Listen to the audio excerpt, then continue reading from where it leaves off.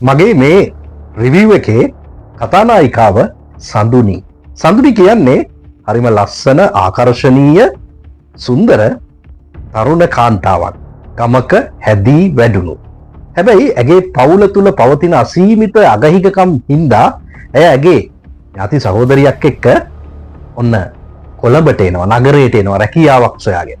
ගමන්ට ඒක රැකියාවක් සොයා ගන්නවා. හැබැයි මේ සඳුනි ඉන් කොහෙත්ම සෑහීමකට පත් වෙන්නේ නම් නැහැ. ඇයට ඕන ඉක්මන් සතුටක්, දියුණුවක්. ඒ හින්දා ඇය වෙනත් මාර්ගයකුත් සොයාගත්තා. ඒ තුල ගමන් කරනවා. කුමක්ද ඇය ඉක්මන් සතුට, ඉක්මන් දියුණුව වෙනුවෙන් සොයාගත්ත ඒ මාර්ගය? Morning. Good morning. අද මට පවුඩර් එකක්. Okay. 350යි GST 50යි. ඒතකොට 400යි. ඔව්. දන්නේ නැද්ද? GST නැතුව මුකුත් කරන්න බෑනේ.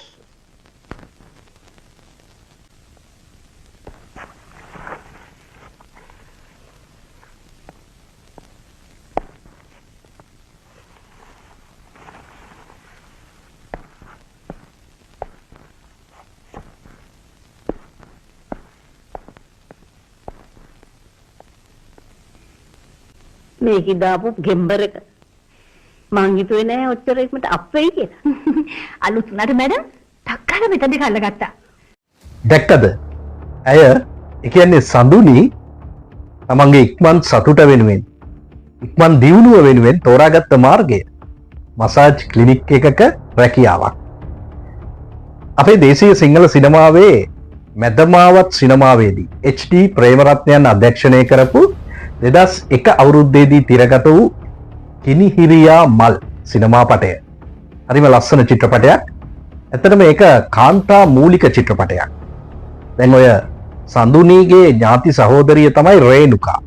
මේ දෙදෙනාම එකම සමාජ මට්ටමක, එකම ගමක හැදී වැඩුණු දෙදෙනෙක්.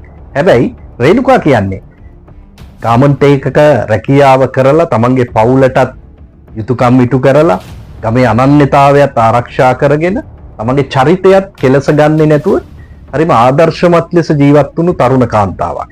ඊට හාත්පසින්ම වෙනස්නේ සඳුනි. ඇය ඉක්මන් සතුට, ඉක්මන් දියුණුව වෙනුවෙන් තෝරාගත්ත මාර්ගය. අවසානයේ සඳුනි ජේන් කියන ගණිකාව බවට පත් වෙනවා. මම ටික දවසකින් මේ පැත්තේ ආවේ නෑ. මේ ළමයාව දැක්කනම් මම මීට කලින් එන්නේ. මට හරියට ෆොරින් කන්ටැක්ට්ස් තියෙනවා.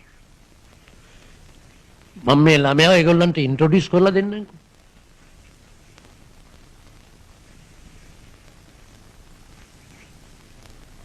මගේ හිතේ තියෙනවා මගේ හෝටලෙත් මසාජ් ක්ලිනික් එකක් පටන් ගන්න.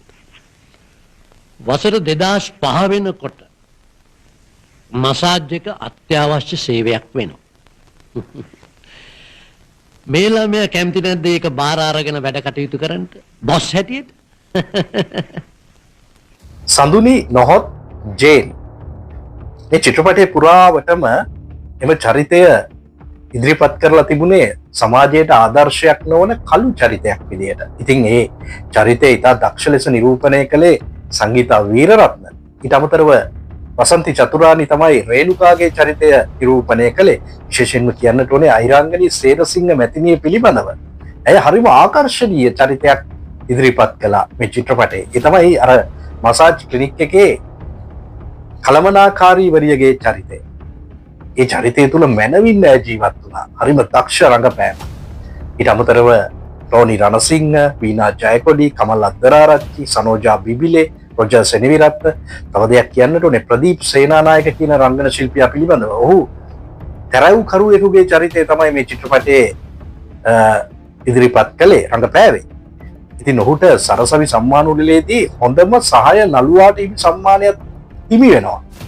දක්ෂ රංගපෑමක් ඇත්තට.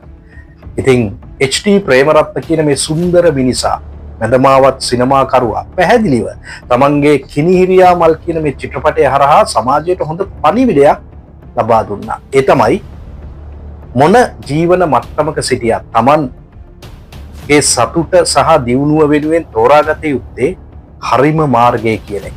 එහෙම වුණොත් කෙදිනක හෝ ජීවිතයට සතුට උදා වෙනවා. හැබැයි වැරදි මාර්ගයේ ගියොත් අර සඳුනි නොහොත් ජේන් විදිහට හිමි වෙන්නේ ඉතා ඉක්මනින්ම මහා දුකක් කියන එක.